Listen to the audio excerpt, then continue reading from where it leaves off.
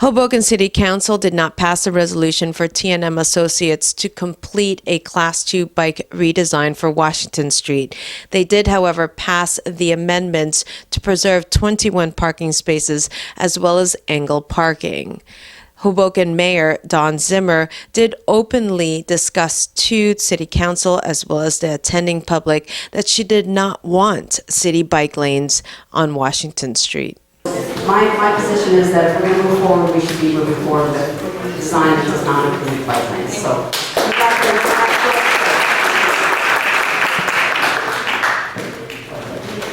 Jacqueline Flora of T&M Associates first presented the two designs that was introduced at the special meeting on February 8th. Both uptown and downtown had one-way protected bike lanes on each side. Her Class 2 design included a proposed cross-section for downtown with parking on each side, 11-foot travel lanes, and turning lane in the middle for left turn movements.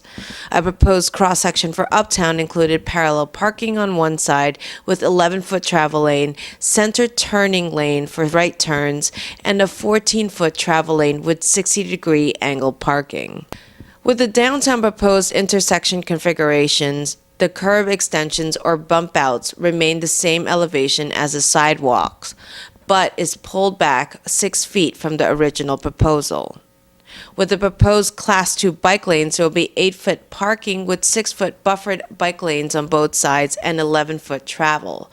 For uptown, there will be an 8-foot parking with 11-foot travel on the east side of Washington and 60-degree parking with 14-foot travel and 6 feet buffered bike lanes on both sides.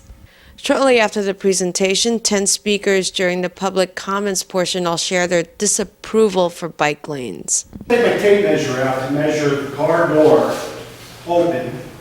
We may stand next to it. That's 5 feet. At a mid-sized sedan. That's 5 feet right there. A mountain bike, handlebars, tip to tip, or end to end, it's 2 feet. That's 7 feet if you have that configuration. 7 feet. And you propose a 6-foot wide area. Yeah, I mean, it doesn't add up.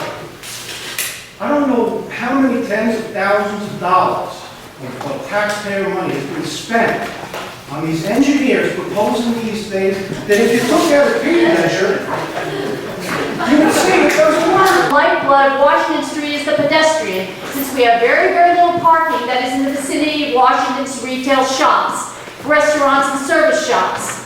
And now you want to cut 21 parking spaces. Are you insane? Are you insane? Uptown? Are you insane? When it was time for the council members to deliberate, it was 3rd Ward Councilman Michael Russo who repeated what the mayor said, saying that she did not want bike lanes, and then truly questioned the efficiency of the developers. The professionals to come up and verify my numbers here. Why did we not propose a plan that has an increased parking on Washington Street, downtown, move one parking lane to a 17-foot lane, 45-degree angle, have each of those travel lanes be 12.5 feet, and have the opposite side be 8 feet in parallel parking. That's an increase downtown.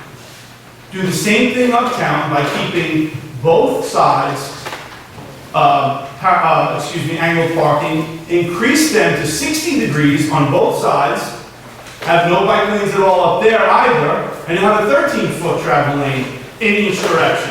Those are things that we could have done. They could have been presented to this council in a very different way. If, in fact, the mayor was being truthful when she said she supports no bike lanes.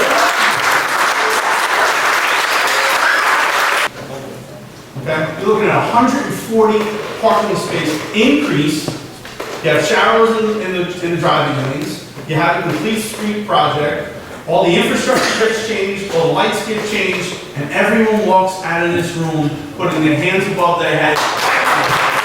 No, they spent a lot of time, hours upon hours. Agreed. And now what you're doing is proposing something that no one's ever heard of too, with no public process either. Right. So what I'm saying is that, you know, with respect to the uptown blocks, you know, that showers make sense, although it wasn't discussed, but the Class 2 bike lanes, as opposed to the Class 1s, are something that is a compromise, that was worked on.